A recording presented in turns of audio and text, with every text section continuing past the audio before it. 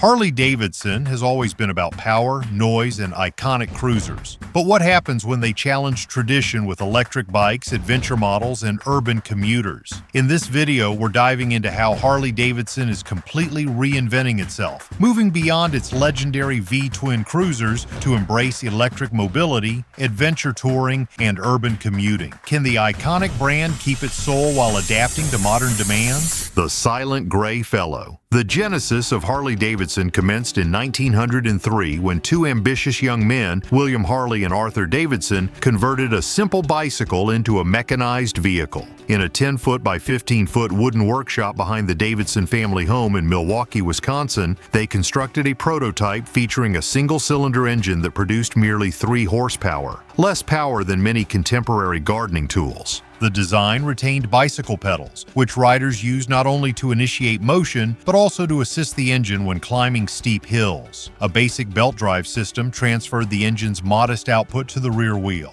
Coated in a subdued gray paint and notable for operating more quietly than competing machines, this early model earned the evocative moniker Silent Gray Fellow. Its unpretentious form belied the significance of its creation. Within that cramped workspace, Harley and Davidson had laid the cornerstone of what would become an American institution. Enthusiasts and investors were captivated by the notion that a small-scale operation could yield mechanical innovation, setting Harley-Davidson on a path toward continual refinement. Subsequently, the company recognized that remaining viable in an increasingly crowded marketplace would demand bolder engineering feats. The success of the Silent Gray Fellow validated their vision, emboldening them to pursue more powerful configurations that would define motorcycling for decades to come. If you think that humble beginning was impressive, wait until you see how Harley took a giant leap forward by crafting an engine that changed the sound of motorcycling forever. The first V-twin. By 1909, Harley-Davidson engineers embraced ambition and unveiled their first 2-cylinder arrangement, the V-twin engine. Arranged at a precise 45-degree V angle, this new configuration nearly doubled output to 7 horsepower, granting riders an exhilarating increase in speed and acceleration.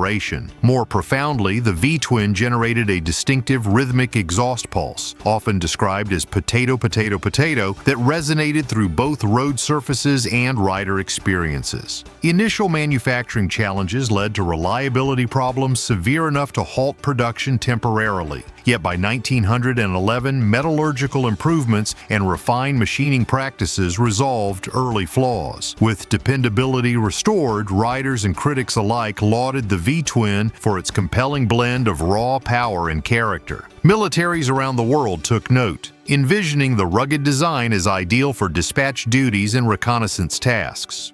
But just when Harley thought they had found the perfect engine, a global conflict loomed, and the company would need to prove their machines could survive the harshest environments on Earth. The Model J. In 1915, the Model J debuted as Harley-Davidson's first motorcycle equipped with a 3-speed transmission. This advancement afforded riders far greater control over variable terrain, enhancing both performance and safety. 2 years on, when the United States entered the Great War, Harley-Davidson quickly adapted the Model J for military use. Engineers reinforced the frame to withstand battlefield stresses, fitted snorkel-style raised air intakes for river fording, and upgraded electrical systems for reliable ignition under duress. The civilian finish gave way to matte olive drab paint to reduce visibility, while additions such as fork-mounted rifle scabbards, rear rack ammunition boxes, and blackout lamps transformed the Model J into a multifunctional workhorse. Approximately 20,000 military spec units served across Europe and beyond, carrying dispatch riders through shattered landscapes where telephone lines were severed and delivering critical messages that altered battlefield outcomes. The Model J's stalwart performance under fire cemented Harley-Davidson's reputation for producing motorcycles capable of enduring grueling conditions. As America found peace again, Harley faced its biggest economic challenge yet, the Great Depression. But their response was nothing short of revolutionary.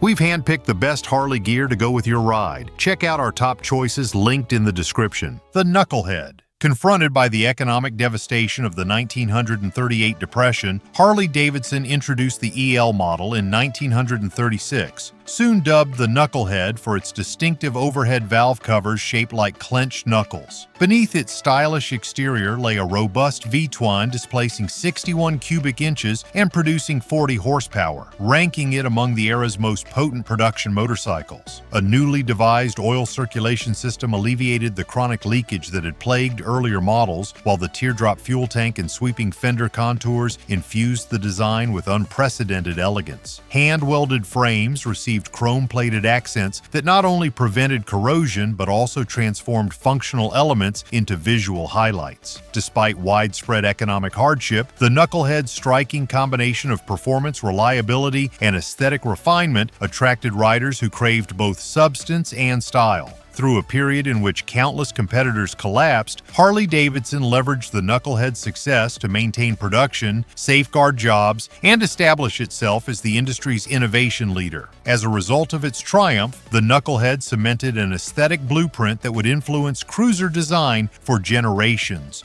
merging mechanical excellence with aspirational styling. Think that was bold? Harley was just getting started. Next, they would build a machine so tough and reliable it would literally liberate entire continents. Look, we've put in the time to dig deep and bring you the real story behind Harley's electric evolution. If you're enjoying this level of detail and insight, consider giving back with a quick subscribe and like this video. It really helps us keep delivering content like this. Thanks for being here. The Liberator WLA. With global conflict erupting once more, Harley-Davidson anticipated military needs and rolled out the WLA in 1940. Following the United States' entry into the Second World War in 1941, production surged to over 90,000 units destined for Allied forces. The WLA featured battlefield-specific adaptations. Skid plates shielded the oil pan and transmission from rocks and debris, elevated air intakes facilitated shallow water crossings, blackout lights allowed covert nighttime movement, and sturdy frames endured extreme terrain. Soldiers mounted rifles to front fork scabbards, affixed radio packs to side racks for communication, and rigged stowage for stretchers to evacuate the wounded.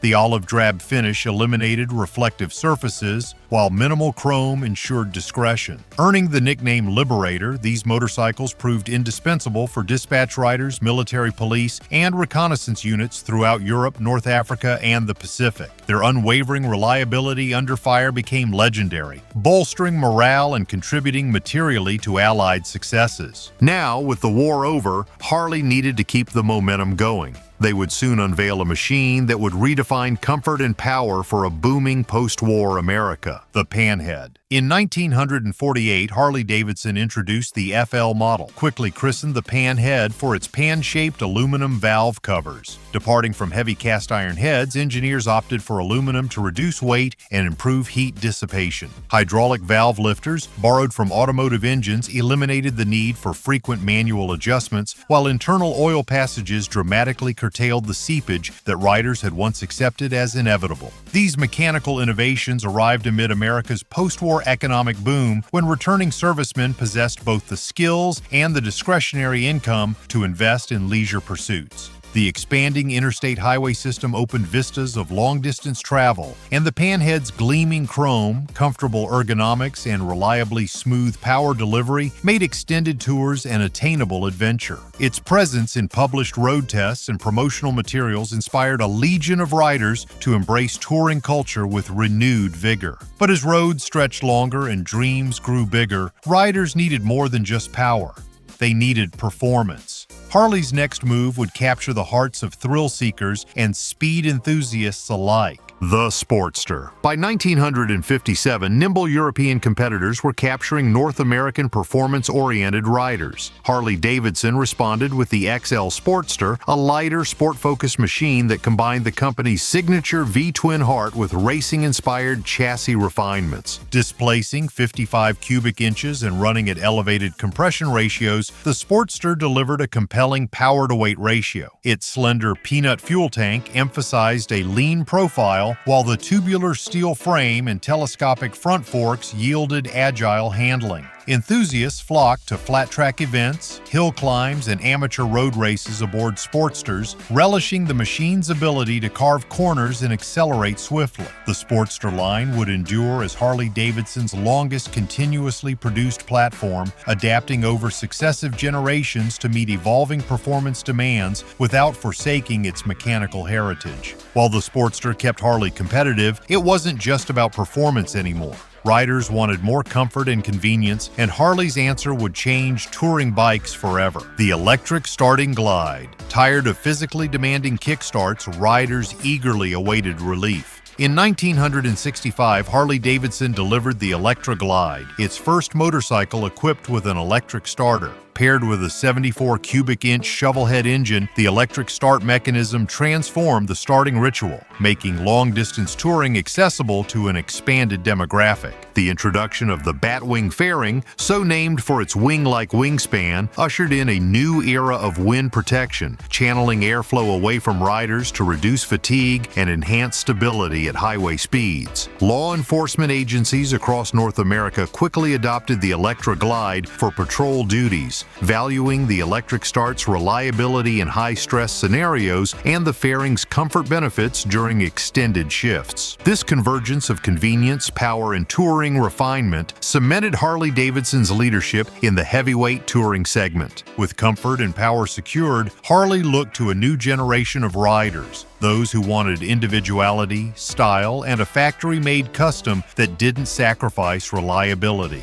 The Super Glide. By observing the practices of unauthorized customizers, Willie G. Davidson identified a market-craving factory-built individuality. In 1971, he released the FX Super Glide, the first factory custom motorcycle. It married the nimble Sportster front end and suspension geometry with the raw torque and presence of a large displacement rear section. The Super Glide featured a distinctive boat-tail fender and pulled-back handlebars, epitomizing chopper aesthetics within a production framework. Quality-controlled assembly lines ensured consistent fit and finish, while dealer support eliminated the need for homebrew modifications. This strategic move not only captured the outlaw biker demographic, but also spawned the power cruiser category, bridging the gap between bespoke customs and showroom standards. Harley had captured the spirit of customization, but could they survive the challenges of a mass production world? One bike would prove they could, combining style with everyday usability. The Low Rider.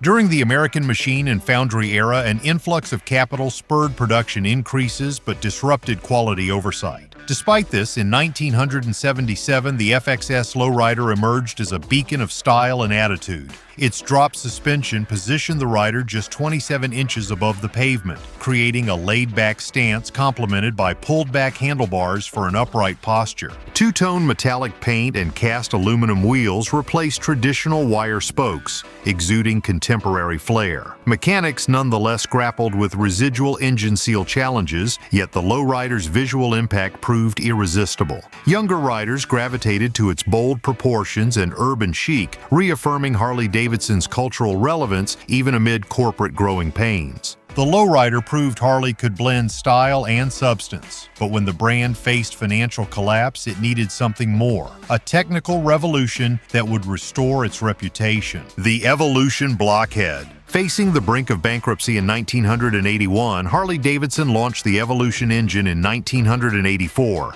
a pivotal gamble to restore the company's reputation. Aluminum cylinder heads and barrels replaced cast iron predecessors, significantly improving heat management and reducing weight. The new oiling system ended chronic leakage that had become synonymous with the brand, while square rocker covers earned the Blockhead sobriquet among informed riders. At 80 cubic inches, the Evolution consistently produced over 60 horsepower, performance levels unattainable in previous generations. This engineering renaissance re-established dealer confidence, enabled Harley-Davidson to compete on merit without tariff protections, and refocused the company on rigorous quality standards. With Harley back on track, the challenge now was preserving tradition while introducing modern comfort.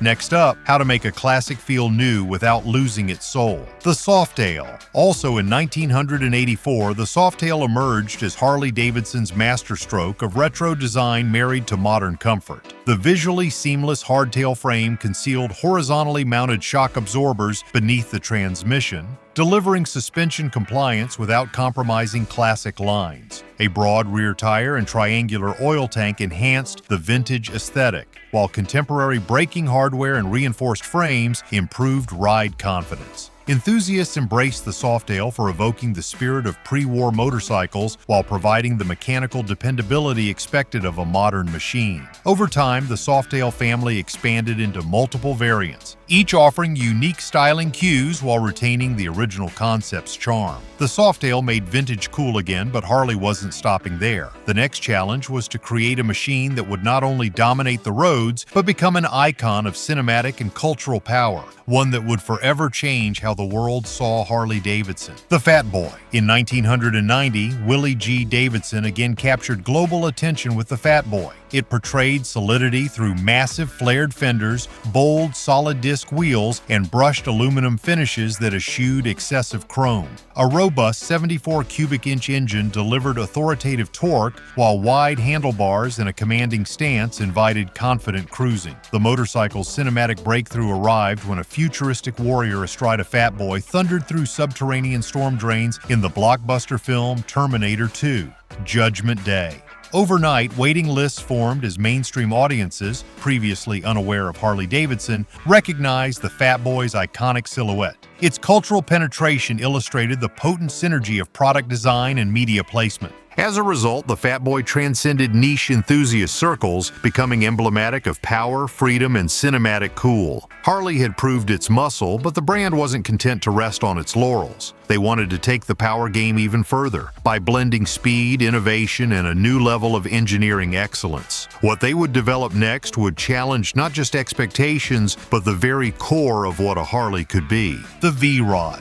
At the dawn of the 21st century, Harley-Davidson took a dramatic leap forward by introducing the VRSKA V-Rod in 2001. This model marked a bold departure from the company's air-cooled heritage, as it featured a liquid-cooled overhead camshaft engine developed in collaboration with Porsche Engineering. Dubbed the Revolution engine, it produced an unprecedented 115 horsepower, achieving an 11,000 RPM redline that pushed the boundaries of what a Harley could deliver. The V-Rod's modernity did not stop at the engine. Its design incorporated a hydroformed perimeter frame and underseat fuel placement, giving the bike a low-slung, drag-inspired profile. The sleek, sculpted bodywork broke away from traditional Harley aesthetics, challenging the notion that the brand could only produce classic cruisers. Performance-oriented riders were thrilled by the linear acceleration and cutting-edge engineering, while purists viewed the V-Rod as a betrayal of the company's legacy. In showrooms, the V-Rod sparked debates as enthusiasts either praised its daring innovation or lamented its departure from the traditional V-twin soul. The model became a symbol of Harley's willingness to take risks, attracting a new demographic that valued speed and modern technology over classic rumble and nostalgia. Despite polarizing opinions, the V-Rod undeniably demonstrated Harley-Davidson's capacity to innovate and expand into new markets. The V-Rod redefined Harley's performance potential, but the company knew that the real challenge lay ahead: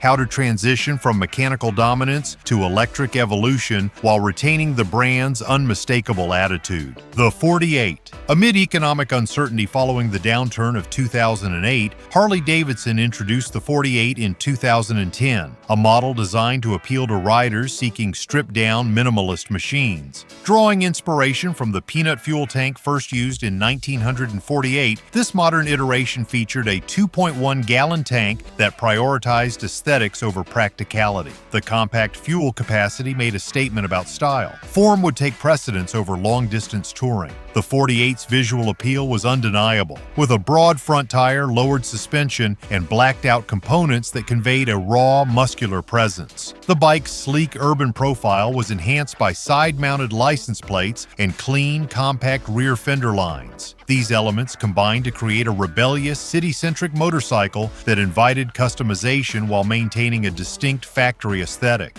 Priced accessibly compared to the brand's larger V-twin models, the 48 targeted a younger demographic who valued attitude over luxury. Its manageable power delivery and minimalist design made it approachable for those new to the Harley-Davidson experience, yet it retained enough authenticity to satisfy veteran riders looking for a back-to-basics ride. The 48 quickly became synonymous with urban freedom, offering a counterpoint to the more elaborate touring machines in Harley's lineup. Harley-Davidson knew that preserving its heritage was essential, but so was innovation. The challenge now was to build on the V-twin legacy while embracing modern advancements, a balance that would become the cornerstone of their next groundbreaking engine. The MILWAUKEE-EIGHT. Unveiled in 2017, the MILWAUKEE-EIGHT engine marked Harley-Davidson's first comprehensive big twin redesign since the Evolution power plant. Featuring 4 valves per cylinder for improved airflow, dual counterbalancers to diminish vibration, and oil or liquid-cooled heads tailored to specific models, the MILWAUKEE-EIGHT delivered a refined yet characterful experience. Engineers optimized port shapes and cam profiles for strong low-end torque-enhancing acceleration without sacrificing highway stability. Exhaust tuning preserved the brand's trademark pulse while complying with increasingly strict sound regulations. Riders benefited from reduced heat at slow speeds and extended maintenance intervals. The MILWAUKEE-EIGHT bridged tradition and modernity, ensuring Harley's flagship models remained relevant in an era of rapid technological advancement. Harley had successfully balanced power and tradition, but the world was changing rapidly. As the push toward electrification grew stronger, Harley faced a daunting question. Could they redefine themselves for a new generation while honoring their century-old heritage? The LIVEWIRE. In 2019, Harley-Davidson took a bold leap into the future with the LIVEWIRE, their first full-scale electric motorcycle. It marked a radical shift from the brand's classic roaring V-twins, no exhaust pipes, no multi-speed gearbox, and none of the traditional engine sounds that defined Harley for over a century. Instead, the LIVEWIRE offered an electrifying experience with instant torque accelerating from 0 to 60 miles per hour in under 3 seconds, something no Harley had ever achieved before. At the core of the LIVEWIRE was a longitudinal battery pack designed to mimic the mass of a traditional V-twin, maintaining a visual link to the brand's heritage while breaking technological barriers. The bike's urban range of 146 miles made it ideal for daily commuting. Lightweight and agile, it excelled in navigating city streets. Harley also embraced digital connectivity with over-the-air updates, allowing the LIVEWIRE to continually evolve with new features and performance improvements. The electric drivetrain introduced a completely different riding experience. Gone was the signature rumble, replaced by a futuristic electric whine, signaling Harley's readiness to innovate. With regenerative braking and rapid charging capabilities, the LIVEWIRE minimized downtime and strengthened its eco-friendly credentials. Riders could use DC fast chargers and get back on the road swiftly, making it practical for modern urban life. While some traditionalists were hesitant, younger eco-conscious riders found the LIVEWIRE groundbreaking. Motorcycle publications praised its handling and power delivery, recognizing it as a high-performance urban machine suited for a new era of transportation. The LIVEWIRE didn't just challenge expectations, it positioned Harley as a key player in the electric motorcycle revolution. Electric was bold, but could Harley take on off-road territory? The brand was about to face a new challenge, proving their legendary toughness in the rugged world of adventure riding. The Pan America. In 2021, Harley-Davidson broke new ground by launching the Pan America, marking their entry into the adventure motorcycle segment. This model was a clear departure from the brand's cruiser and touring routes, designed to attract a new group of riders who valued versatility and performance on and off the road. The Pan America featured the Revolution Max engine, a 1,250 cubic centimeter liquid-cooled V-twin, delivering an impressive 150 horsepower. A standout feature of the Pan America was its adaptive ride height system, a first in the adventure bike world. This innovation automatically lowered the seat height when stopped, making it more accessible for riders of varying heights. It proved invaluable when navigating rough terrain or carrying heavy gear, enhancing stability and rider confidence. Equipped with advanced rider assist electronics, the Pan America offered cornering-enhanced anti-lock brakes, traction control, and customizable riding modes. This made the bike adaptable to both highways and rugged trails, offering a smooth transition between urban and off-road off-road environments. Its fully adjustable suspension also accommodated various loads, making it ideal for long-distance exploration.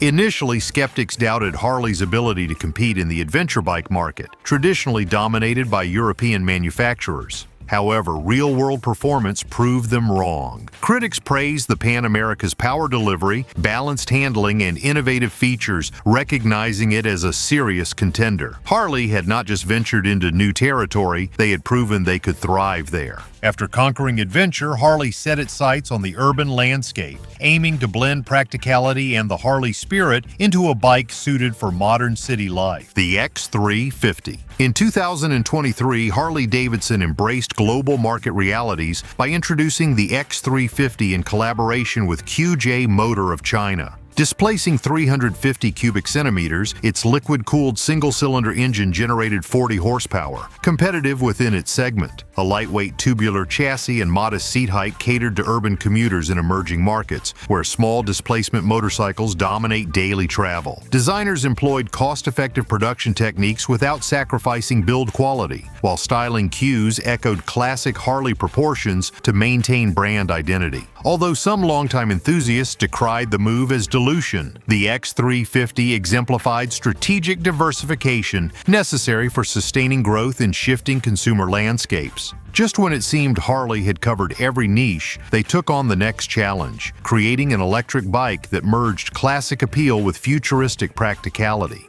The Del Mar. By 2025, Harley-Davidson had cemented its place in electric mobility with the release of the Del Mar, a second-generation electric motorcycle designed for urban commuting. Building on the success of the LIVEWIRE, the Del Mar targeted younger riders who valued practicality and modernity without sacrificing Harley's iconic presence. Its lightweight, tracker-inspired design made it ideal for short city rides. The Del Mar featured Harley's modular aero architecture, allowing for flexibility and model variations without major re-engineering. This production efficiency helped keep the bike affordable while integrating advanced technology. A removable battery pack made it convenient for home or office charging, solving one of the biggest challenges for electric motorcycle owners. To meet the needs of tech-savvy riders, Harley integrated smartphone connectivity for battery monitoring, navigation, and performance updates. Regular over-the-air software enhancements kept the Del Mar relevant long after purchase,